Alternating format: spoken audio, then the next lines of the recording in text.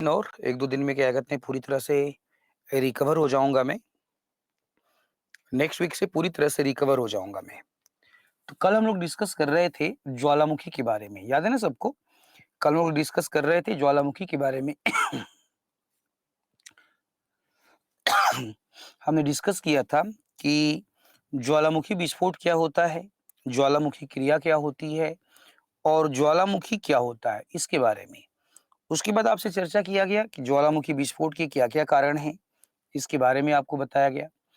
फिर आपको ज्वालामुखी विस्फोट के प्रकार की चर्चा की गई कि एक को बोलते हैं केंद्रीय विस्फोटक प्रकार का ज्वालामुखी, एक को बोलते हैं दरारी प्रकार का ज्वालामुखी। तो वापस से आते हैं उसी टॉपिक पे और प्रकार की चर्चा करते हैं। वापस से हम उसी टॉपिक पे आते हैं और हम प्रकारों की चर्चा करते हैं और डिस्कस करते हैं कि ज्वालामुखी के कितने प्रकार हैं। ठीक है? हम प्रकार की चर्चा करते हैं और देखते हैं कि ज्वालामुखी के कितने प्रकार हैं। ठीक है? तो उद्गार के आधार पर हमने आपसे चर्चा किया था कि एक ज्वालामुखी होता है जिसमें मैग्मा जो है सतह को तोड़कर बाहर निकलता है, क्योंकि मैग्मा को बाहर निकलने के लिए स्पेस नहीं होता है, तो मैग्मा को तोड़कर वो बाहर निकलता है। इसको बोलते हैं हम केंद्रीय उद्गार वाले ज्वालामुखी। और दूसरा ज्वालामुखी ऐसा होता है कि आपने पढ़ा है कि दरार बना होता है,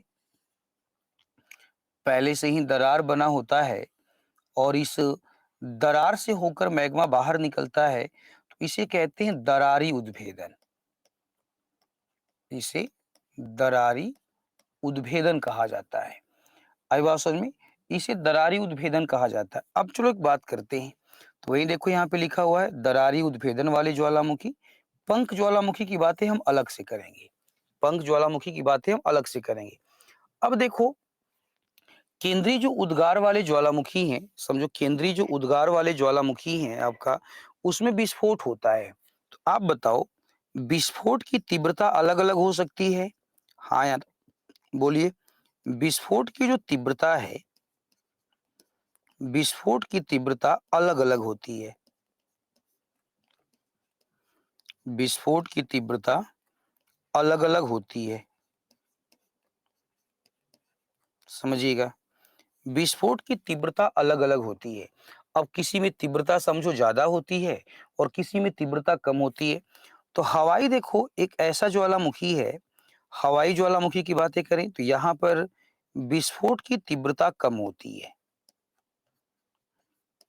हवाई ज्वालामुखी में विस्फोट की तीव्रता कम होती है, याद रखना। और हवाई ज्वालामुखी से जब हम पिलियन की तरफ जाएंगे, ठीक है, तो विस्फोट की तीव्रता बढ़ती जाती है। विस्फोट की तीव्रता बढ़ती जाती है, याद रखो। हवाई से जब हम पिलियन हवाई से जब हम पिलियन की तरफ जाएंगे तो विस्फोट की तीव्रता बढ़ती जाएगी, अर्थात हवाई की तुलना में स्ट्रोम्बोली की तीव्रता ज्यादा होगी, स्ट्रोम्बोली की तुलना में बल्केनियन की तीव्रता ज्यादा होगी, बल्केनियन की तुलना में विसुवियस की तीव्रता ज्यादा होगी और विसुवियस की तुलना में पिलियन की तीव्रता सबसे ज्यादा होगी। तो याद रखना पिलियन ज्वालामुखी एक ऐसा ज्वालामुखी है जिसकी तीव्रता सबसे ज्यादा होती है। तीव्रता का मतलब विस्फोट सबसे ज्यादा होता है। और हवाईयन ज्वालामुखी ऐसा होता है जिसमें विस्फोट थोड़ा कम होता है, तीव्रता थोड़ी कम होती है।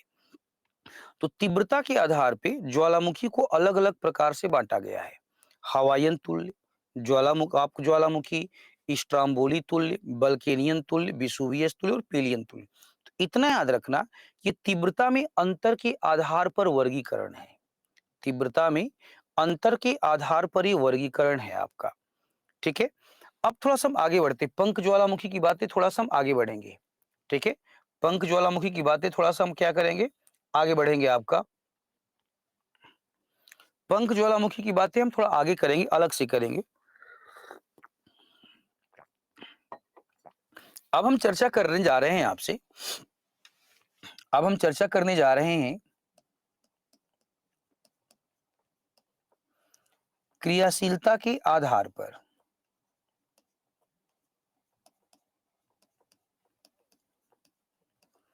क्रियाशीलता के आधार पर ज्वालामुखी के प्रकार, समझिए, क्रियाशीलता के आधार पर ज्वालामुखी के प्रकार के प्रकार। अब देखो ये 3 प्रकार था। एक था सक्रिय ज्वालामुखी, एक है आपका प्रसुप्त, समझेंगे इसके बारे में, और एक है आपका मृत। 3 प्रकार की ज्वालामुखी हैं। ठीक है, क्रियाशीलता के आधार पे 3 प्रकार की ज्वालामुखी हैं। एक-एक करके हम इस पे चर्चा करेंगे, एक-एक करके स्टार्ट हम करेंगे। तो सबसे पहले हमें चर्चा करना है सक्रिय ज्वालामुखी, कि सक्रिय ज्वालामुखी क्या होता है या एक्टिव वोल्केनो क्या होते हैं। ठीक है, किसे कहा जाएगा सक्रिय ज्वालामुखी, किसे कहा जाएगा एक्टिव वोल्केनो। तो सीधे देखो, वह ज्वालामुखी वह ज्वालामुखी जहां से लगातार लगातार लावा, राख इत्यादि पदार्थों का निष्कासन होता है, इत्यादि पदार्थों का निष्कासन होता है, निष्कासन होता है। यानी कि पिछले कई हजार सालों से, समझो, पिछले कई हजार सालों से, पिछले कई सालों से लगातार क्या होता है, यहां से लावा है, राख है, ये बराबर बाहर निकल रहा है। चूंकि लगातार राख बाहर निकल रहा है, लगातार लावा बाहर निकल रहा है, इसीलिए इसको एक्टिव कहते हैं, इसीलिए इसको सक्रिय कहते हैं। सक्रिय का मतलब होता है लगातार लावा राख का बाहर निकलना। अब ऐसे ज्वालामुखी की बातें करें, समझो, ऐसे ज्वालामुखी की बातें करें, तो ऐसे ज्वालामुखी के एग्जाम्पल्स हैं। जैसे एक है आपका स्ट्रोम्बोली। स्ट्रोम्बोली जो ज्वालामुखी है, ये भूमध्य सागर में मिलेगा, याद रखिएगा, भूमध्य सागर में। भूमध्य सागर में एक ज्वालामुखी है, इस ज्वालामुखी का नाम है आपका स्ट्रोम्बोली। उसी तरह समझो एक और ज्वालामुखी है आपका इटली का माउंट एटना। इटली का माउंट एटना, यह भी एक सक्रिय ज्वालामुखी है। उसी तरह इक्वाडोर का समझो कोटोपैक्सी, यह भी एक सक्रिय ज्वालामुखी है। ठीक है, हवाई द्वीप का मौना लोआ, यह भी एक सक्रिय ज्वालामुखी है। फिलीपींस का मेयोन, यह भी एक सक्रिय ज्वालामुखी है। भारत में भी एक सक्रिय ज्वालामुखी है। भारत के अंडमान और निकोबार की अगर हम बातें करें, समझो, भारत के अगर हम अंडमान और निकोबार की हम बातें करें, तो भारत के अंडमान और निकोबार में बैरन द्वीप है। ठीक है, नाम सुना है, बैरन द्वीप। भारत के अंडमान और निकोबार में बैरन द्वीप है, और यह जो बैरन द्वीप है, यह सक्रिय ज्वालामुखी का आपका उदाहरण है। याद रखो, ये जो बैरन है, यह सक्रिय ज्वालामुखी का उदाहरण है, एक्टिव वोल्केनो का उदाहरण है, यह सक्रिय ज्वालामुखी का उदाहरण है। उसी तरह समझो अर्जेंटीना का ओजोस डेल सलादो, यह भी एक सक्रिय ज्वालामुखी है। तो यहाँ पे कुछ आपके सक्रिय ज्वालामुखी का उदाहरण है।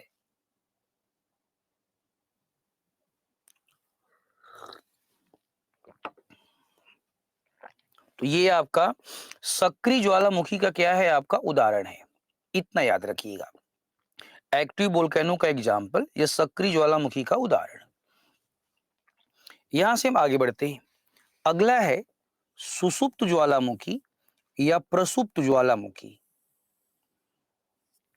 सुषुप्त ज्वालामुखी या प्रसुप्त ज्वालामुखी, इसे कहा जाता है डोरमेंट वोल्केनो। समझो, इसे कहा जाता है डोरमेंट वोल्केनो। चीजों को बड़ा सिंपल रूप में आपको समझाता हूं। डोरमेंट का मतलब होता है सोया हुआ। डोरमेंट का मतलब होता है सोया हुआ ज्वालामुखी। सोया हुआ ज्वालामुखी, यानी कि समझने के लिए हम ये बोल सकते हैं कि यह एक ऐसा ज्वालामुखी है जो सोया हुआ है, और आप जानते हैं कि सोया हुआ जो व्यक्ति होता है वो कभी भी जग सकता है। सोए हुए व्यक्ति की समझो आपका, सोए हुए जो व्यक्ति हैं, सोए हुए व्यक्ति का क्या कहते हैं, कभी भी क्या हो सकता है, वो जग सकता है। तो आप बोलेंगे कि प्रसुप्त का मतलब क्या हुआ? प्रसुप्त का मतलब देखो, एक ऐसा ज्वालामुखी, ध्यान सुनो, ऐसा ज्वालामुखी जिसके मुख से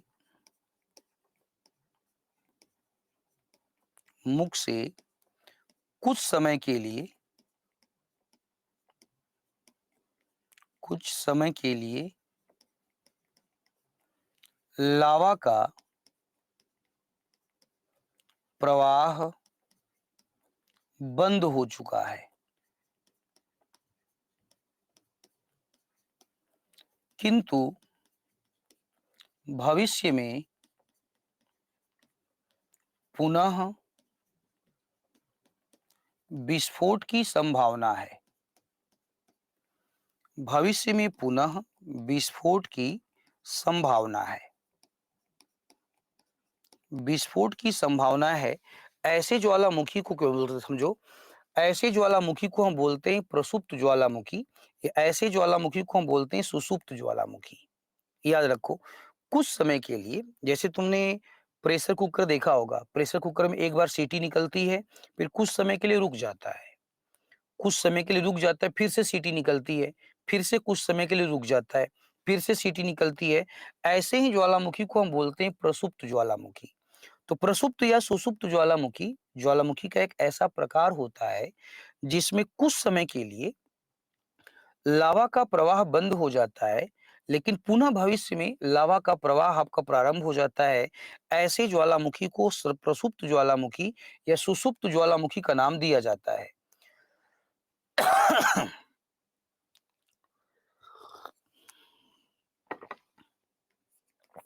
अब इसके एग्जाम्पल देखो, इसके उदाहरण। पहला उदाहरण है जापान का फ्यूजियामा। जापान में एक ज्वालामुखी है, उस ज्वालामुखी का नाम है फूजियामा, या उसको फ्यूजियामा कहते हैं। इसी तरह इटली का विसुवियस है, इटली का विसुवियस है। अंडमान और निकोबार का नारकुंडम है। याद रखो, ये क्या है? प्रसुप्त ज्वालामुखी हैं। ये सुसुप्त ज्वालामुखी हैं आपका, ये प्रसुप्त ज्वालामुखी हैं, ये सुसुप्त ज्वालामुखी हैं। याद रखेंगे, जापान का फ्यूजियामा, इटली का विसुवियस हो गया, उसी तरह समझो अंडमान निकोबार का नारकुंडम हो गया। ये सारे के सारे क्या हैं? प्रसुप्त ज्वालामुखी या डोरमेंट वोल्केनो के एग्जाम्पल हैं। यहां से हम आगे बढ़ेंगे। अगला है विलुप्त ज्वालामुखी, मृत ज्वालामुखी या शांत ज्वालामुखी, या इंग्लिश में इसको बोलते हैं एक्सटिंक्ट वोल्केनो। मृत का मतलब हुआ जो पूरी तरह से मर चुका है। अब देखो, जो मर चुका है उसके दोबारा से जगने की संभावना नहीं है। याद रखना, जो मर चुका है उसके दोबारा से जगने की संभावना नहीं होती है। ऐसा नहीं कि दोबारा से वो जग जाएगा। जो मर चुका है वो मर चुका है। तो क्या बोलेंगे? एक ऐसा ज्वालामुखी, एक ऐसा ज्वालामुखी जिसके मुख से ज्वालामुखी पदार्थों का, समझेंगे, ज्वालामुखी पदार्थों का निष्कासन पूरी तरह बंद हो चुका है, पूरी तरह बंद हो चुका है, तथा भविष्य में, भविष्य में किसी प्रकार के विस्फोट की संभावना नहीं है। ध्यान समझो, भविष्य में किसी प्रकार के विस्फोट की संभावना नहीं है, संभावना नहीं है। इसी को हम बोलते हैं विलुप्त ज्वालामुखी, इसी को हम बोलते हैं एक्सटिंक्ट ज्वालामुखी।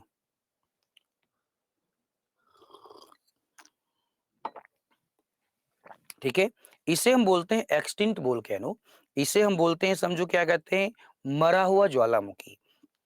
सामान्यतः ऐसा होता है कि यहाँ से पूरी तरह से ज्वालामुखी पदार्थों का निष्कासन समझो बंद हो जाता है। ज्वालामुखी का यानी कि जो पदार्थ है उसका निष्कासन पूरी तरह से बंद हो जाता है और भविष्य में किसी भी प्रकार के निष्कासन की विस्फोट की कोई संभावना नहीं होती है। किसी प्रकार से समझो विस्फोट की संभावना नहीं होती है। ठीक है, अब इसके एग्जाम्पल देख लो। इसके एग्जाम्पल है तंजानिया का किलीमंजारो, म्यांमार का पोपा, ईरान का देवबंद, अर्जेंटीना का अकांकागुआ, ठीक है, इक्वाडोर का चिम्बाराजो। ये सारे के सारे विलुप्त ज्वालामुखी हैं या मृत ज्वालामुखी हैं। इसको हम बोलते हैं एक्सटिंक्ट वोल्केनो या मृत ज्वालामुखी, अर्थात यहाँ से, इस ज्वालामुखी से भविष्य में किसी भी पदार्थ के, ठीक है, भविष्य में किसी भी पदार्थ के आपके ज्वालामुखी पदार्थों का निष्कासन संभव नहीं है। इसलिए इसको हम मृत बोल देते हैं। इसीलिए हम समझो बोलते हैं, इसलिए मृत बोलते हैं। इसलिए इसको हम बोलते हैं एक्सटिंक्ट या शांत बोलते हैं। तो ये आपका उद्गार के आधार पे 3 प्रकार का ज्वालामुखी, सक्रिय ज्वालामुखी, सुषुप्त ज्वालामुखी, मृत या शांत ज्वालामुखी।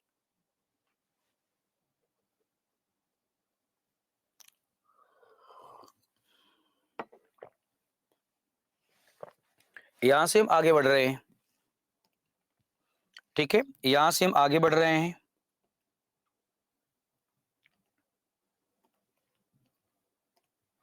अब थोड़ा समझो, अगला है तुम्हारा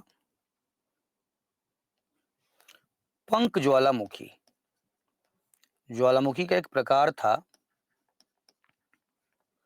जिसका नाम है पंख ज्वालामुखी या मड वोल्केनो। ध्यान समझो, ज्वालामुखी का एक प्रकार है पंख ज्वालामुखी।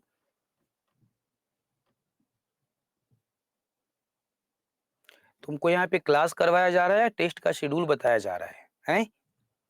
तुम यहाँ पे क्लास करने बैठे हो, टेस्ट का शेड्यूल जानने के लिए बैठे हो।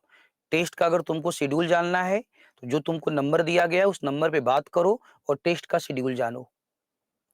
जो तुमको नंबर दिया गया उस नंबर पे बात करो, टेस्ट का शेड्यूल जानो। यहाँ पे क्लास चल रही, क्लास के बारे में समझो बस। नंबर आपको दिया गया है, ज्यादा अगर आपको बात करनी है उस नंबर पे कॉल कीजिए और बात कीजिए कि टेस्ट का शेड्यूल क्या होगा। यहाँ पे टेस्ट का शेड्यूल आपको नहीं बताया जाएगा। यहाँ बस आपको इतना बता दिया गया कि 6 तारीख से टेस्ट शुरू हो रहा है, आप पार्टिसिपेट कीजिए। शेड्यूल क्या है, कैसे है, कॉन्टेक्ट नंबर दिया हो उस पे बात कीजिए। क्लास यहाँ पे चल रही, क्लास पे फोकस कीजिए। इधर उधर की कोई बात नहीं होने वाली यहाँ पे। इधर उधर की कोई बात यहाँ पे नहीं होने वाली है। ठीक है, यहाँ पे इधर उधर की कोई बात नहीं होने वाली है। आपको बताया गया, अनाउंसमेंट कर दिया गया है कि आपका 6 तारीख से टेस्ट स्टार्ट हो रहा है। उसमें एक नंबर दिया गया है, डिटेल के बारे में जो भी जानना है उस नंबर पे कॉल कीजिए और जान लीजिए। यहाँ पे क्लास करना है बस।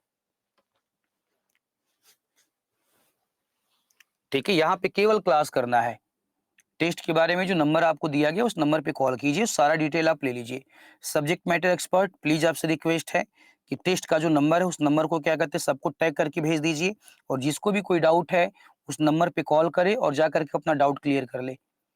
हम डिस्कस करने जा रहे हैं पंख ज्वालामुखी।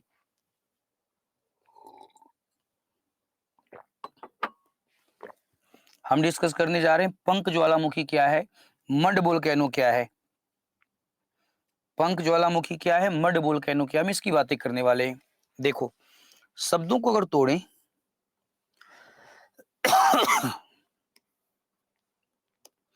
शब्दों को अगर तोड़ें तो ये 2 पार्ट है। एक का नाम है पंख और दूसरे का नाम है ज्वालामुखी। दूसरे का नाम है ज्वालामुखी। पंख और ज्वालामुखी, हम और आप जानते हैं कि ज्वालामुखी का जब भी विस्फोट होता है, ठीक है, हम और आप जानते हैं कि जब भी ज्वालामुखी का विस्फोट होता है तो ज्वालामुखी से गैस निकलती है, राख निकलता है, पिघला पदार्थ मैग्मा निकलता है, कंकड़ पत्थर निकलते हैं। ठीक है, ये सारी की सारी बातें आपको डिस्कस करने आते हैं। ठीक है, ये बातें आपके समझो। अब क्वेश्चन उठा कि पंख का मतलब क्या है। अगर आपसे पूछा जाए कि ये पंख है, पंख का सामान्य अर्थ क्या होता है। पंख का सामान्य अर्थ क्या होता है? तो पंख के सामान्य अर्थ की बातें करें तो पंख का मतलब कीचड़ होता है।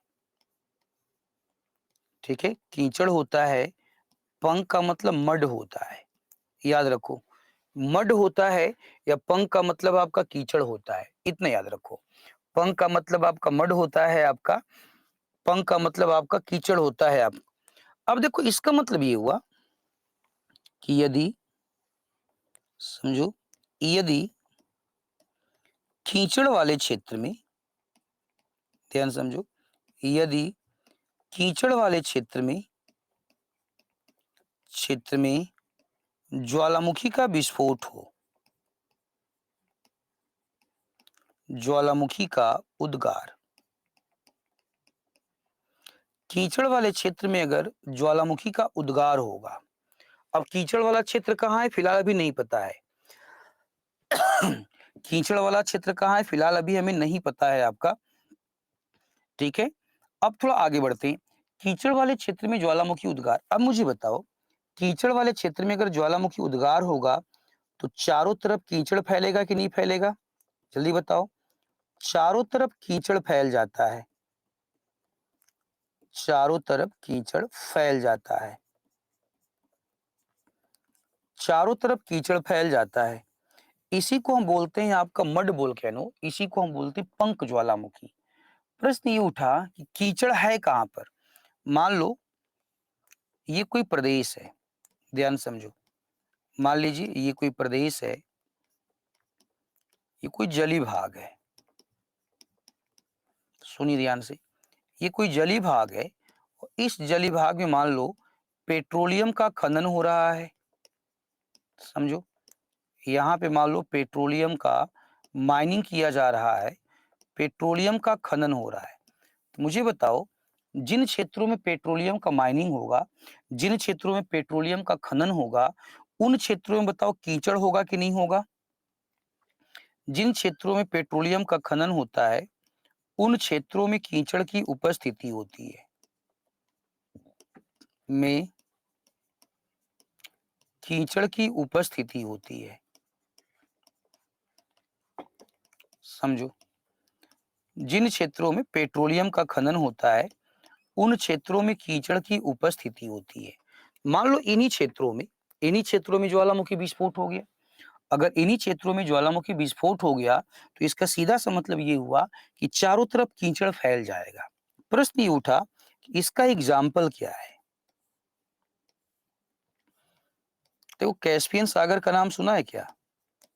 एक सागर है, इस सागर का नाम है कैस्पियन सागर। ठीक है, कैस्पियन सागर। ठीक है, कैस्पियन सागर के तट पे समझो, कैस्पियन सागर के तट पे आपका पेट्रोल का खनन किया जाता है। जिन लोगों ने नहीं सुना सुन लो। कैस्पियन सागर ये यूरोप और एशिया के बीच में बैठा हुआ है, ये यूरोप और एशिया के बीच में बैठा हुआ कैस्पियन सागर। तो कैस्पियन सागर के तट पे क्या होता है, समझो। कैस्पियन सागर के तट पे क्या होता है? पेट्रोलियम का खनन होता है। कैस्पियन सागर के तट पे पेट्रोलियम का खनन होता है। अब इस कैस्पियन सागर के तट पे, कैस्पियन सागर के तट पर समझो एक ज्वालामुखी है, उसका नाम है बोग बोगा। एक ज्वालामुखी है, इसका नाम है बोग बोगा ज्वालामुखी, याद रखो, बोग बोगा ज्वालामुखी। ठीक है, कैस्पियन सागर के तट पे एक ज्वालामुखी है जिसका नाम है बोग बोगा ज्वालामुखी। अब ये जो बोग बोगा ज्वालामुखी है, इसी का यह एक पंख ज्वालामुखी का उदाहरण है। ये पंख ज्वालामुखी का उदाहरण है।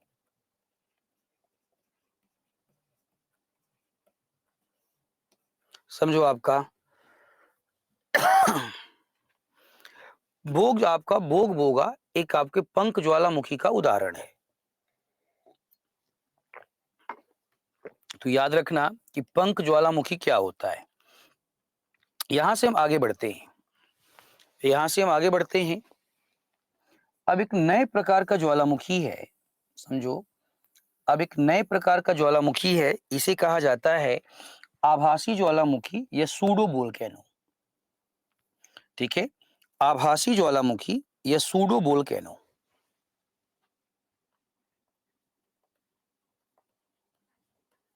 आभासी ज्वालामुखी,